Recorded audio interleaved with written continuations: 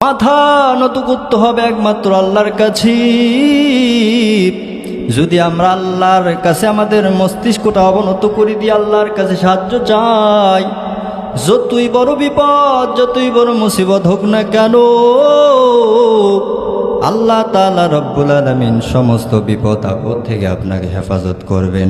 আল্লাহ তাআলা বলেন, ইয়া আইয়ুহাল্লাযীনা আমানুস্তাঈনু বিস-সাবরি ওয়াস-সালাম ইন্নাল্লাহা মা'আস-সাবিরিন।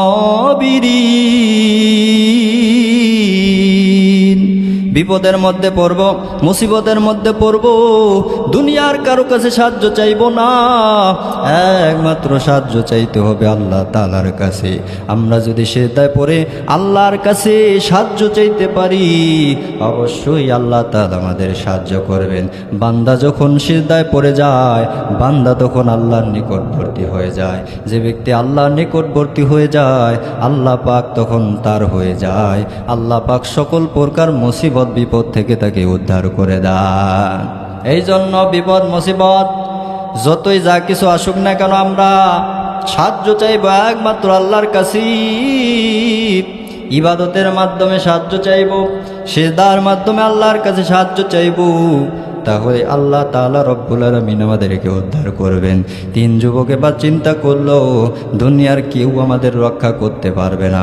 তাদের গুহার ভিতরটা গুটগুটে অন্ধকার, অক্সিজেন নাই, আর বাঁচার কোনো উপায় নাই। তিনজনের মধ্যে একজন ডাক দিয়ে বলল, আমাদের জীবনের মধ্যে কি কারো এমন কোনো নেকি বা ভালো কাজ নাই যেই কাজটা দুনিয়ার কারো কাছে দেখানোর জন্য হয় নাই, একমাত্র আল্লাহর জন্যই হয়েছে, আল্লাহকে সন্তুষ্ট করার জন্য হয়েছে।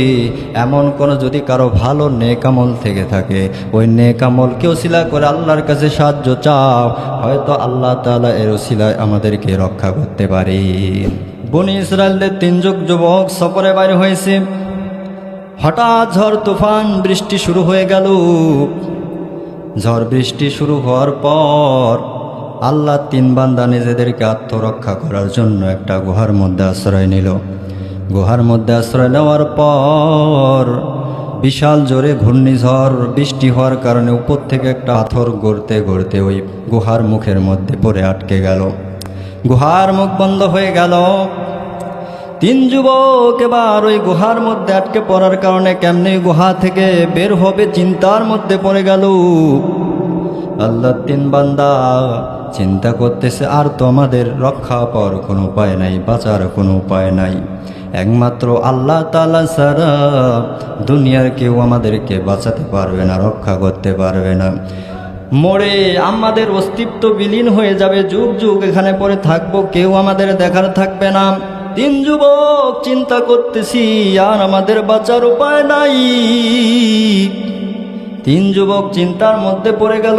তারা চিন্তা করতেছে, এক আল্লাহ ছাড়া আমাদের বাঁচার কোনো উপায় নাই। তারা চিন্তা করতে লাগলো আর তাওয়াক্কুল করতে লাগলো একমাত্র আল্লাহ তাআলার উপরে। বিপদ আপদের মধ্যে যখন আমরা পড়ে যাই, আমরা আল্লাহর উপরে তাওয়াক্কুল না করে আল্লাহর কাছে সাহায্য না চেয়ে দুনিয়ার মধ্যে মানুষের কাছে দৌড়াই, মাজারের মধ্যে দৌড়াই, বিভিন্ন দরবারের মধ্যে আমরা দৌড়ে যাই।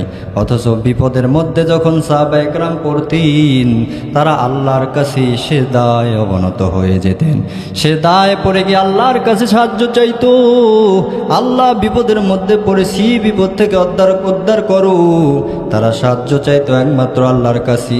আর আমরা বিপদের মধ্যে পড়ে গেলে আমরা বিভিন্ন দরবারে যাই, বিভিন্ন দরবারে গিয়া আমরা জীবনটাকে আজকে শিরকের দিকে ধাবিত করে দেই, গুনার দিকে ধাবিত করে দেই। ও মুসলমান ইমানদার, বিপদে পড়লে একমাত্র সাহায্য দিতে হবে আল্লাহর কাছে, মাথা নত করতে হবে একমাত্র আল্লাহর কাছে।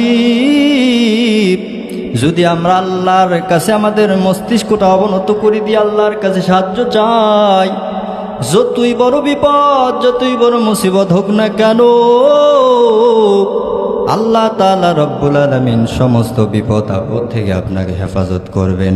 আল্লাহ তাআলা বলেন, ইয়া আইয়ুহাল্লাযীনা আমানুস্তাঈনু বিস-সাবরি ওয়াস-সালাম ইন্নাল্লাহা মা'আস-সাবিরিন।